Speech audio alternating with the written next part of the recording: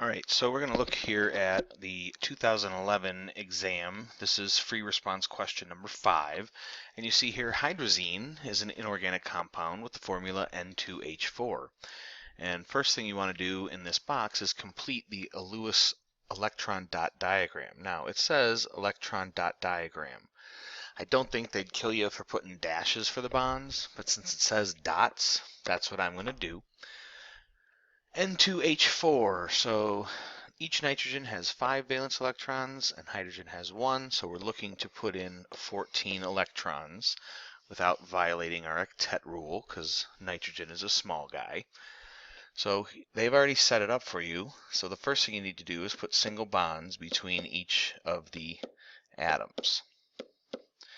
When I do that, I have 2, 4, 6, 8, 10 of the 14 electrons. Now yes, nitrogen can form a triple bond, so you could potentially look into doing that. But if I did that, yes, I would have the 14 electrons, but you would see that each nitrogen would have 1, 2, 3, 4, 5, 6, 7, 8, 9, 10 electrons, and that violates our octet rule. So we're not going to do that. And so instead of making a triple bond, we're going to just put some lone pairs on top of the nitrogen atoms. And so when we do that, oh, sorry, there you go, single bonds everywhere and the lone pairs. There's my 14 electrons. That's my electron dot diagram. And now it asks, on the basis of this diagram, are all 6 atoms in the molecule on the same plane? And so you would recognize that each of the nitrogens have 1, 2, 3, 4 electron domains. And so you would have a tetrahedral, or because of that lone pair, trigonal pyramidal shape. So when there's 4 electron domains around an atom, all of those atoms cannot lie in the same plane. Again, you could reference the shape if you would like. Trigonal pyramidal or tetrahedral would be accepted. But the 4 domains is kind of key to say, nope, we cannot have all of our atoms in the same plane.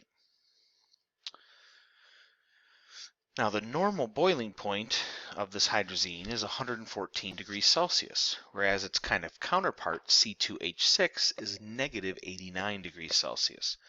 Explain in terms of our IMFs present in each liquid why the boiling point is so much higher.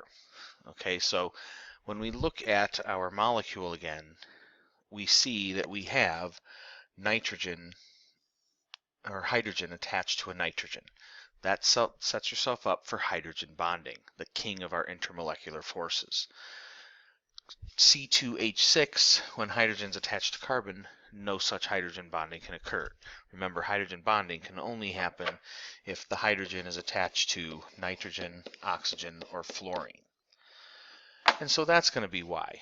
Okay, so we say here, you don't technically have to mention that it's a polar molecule. You don't technically have to talk about the London dispersion forces or the dipole-dipole interactions.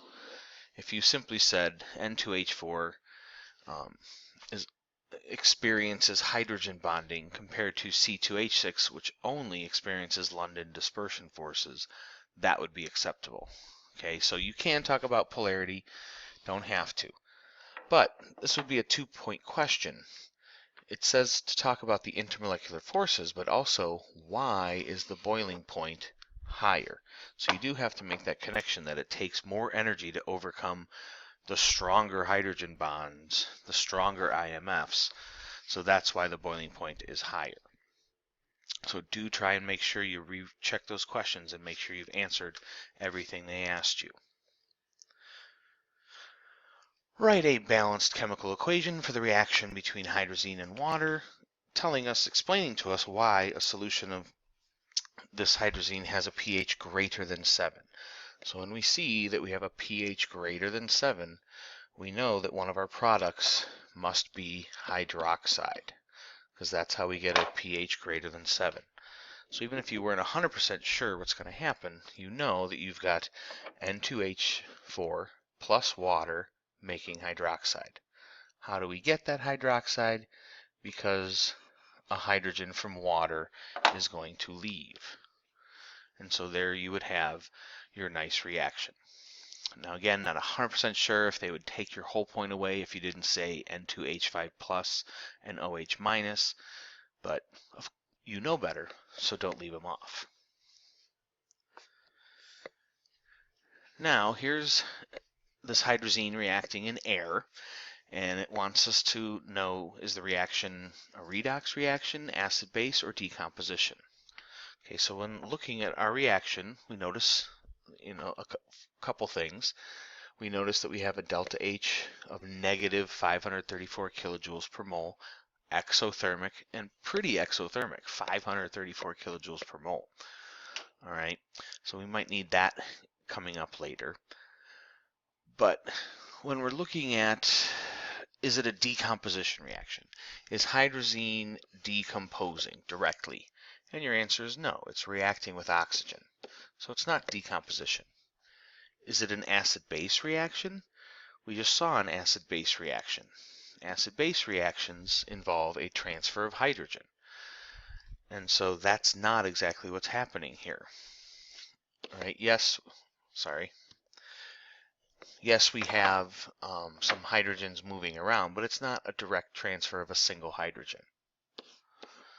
So redox, yes. How do we justify redox reactions? The number one way to do that is through oxidation numbers. And you can recognize here I have oxygen and nitrogen in the elemental forms. So those are both 0. Oxygen in water is -2. And the nitrogens in this compound would also be -2 because the hydrogens are +1. And so you can justify that it's an oxidation reduction because through the oxidation numbers, nitrogen is being oxidized, oxygen is being reduced. Now you could also do process of elimination. You could say it's not decomposition because we don't have a single reactant breaking down. It's not an acid-base reaction because we don't see a transfer of hydrogen. So it has to be oxidation reduction. So you could prove it that way as well. All right, predict our entropy change, delta S. And so yes, we've talked about entropy and we can predict just by looking at a reaction. We don't necessarily need our thermodynamic data. The trump card, the king of our entropy changes, is the moles of gas on each side of the reaction. Just like the trump card for intermolecular forces is hydrogen bonding, for our delta S, it's how many moles of gas are on each side. So I see up here I have 1 mole of gas on my reactant side, and I have 3 moles of gas on the product side. So this reaction is producing more moles of gas. That's a definite sign of more entropy. So I would predict a positive delta S. Now in addition, we do see that we have a liquid turning into gas, and that's okay. You can mention that as well. But again, the king of entropy prediction is if you have more moles of gas on one side or the other.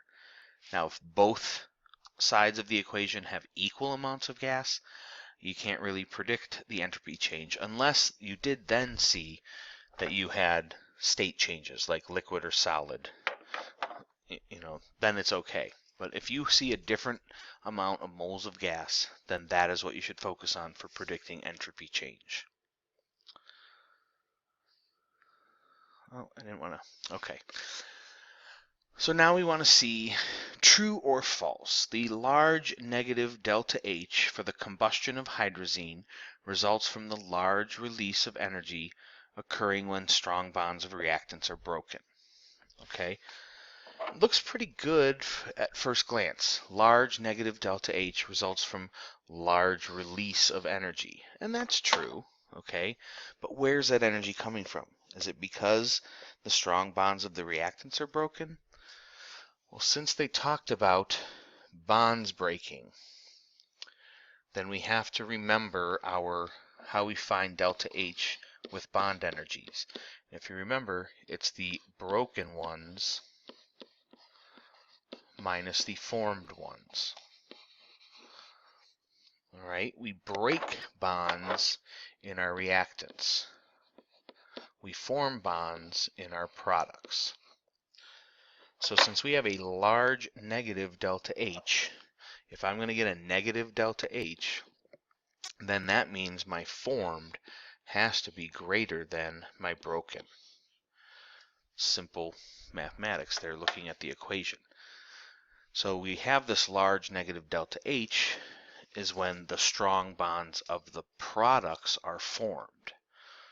Okay, and so I would definitely say that this is a false statement. Okay, the energy is being released as the new bonds are forming because, and you should mention that when we look at delta H this way, it's the broken minus the formed. And you think of a reaction, if you have some very reactive substances and they produce something stable, they're going to go from a high energy state to a low energy state. It's like a release, a sigh of energy being released.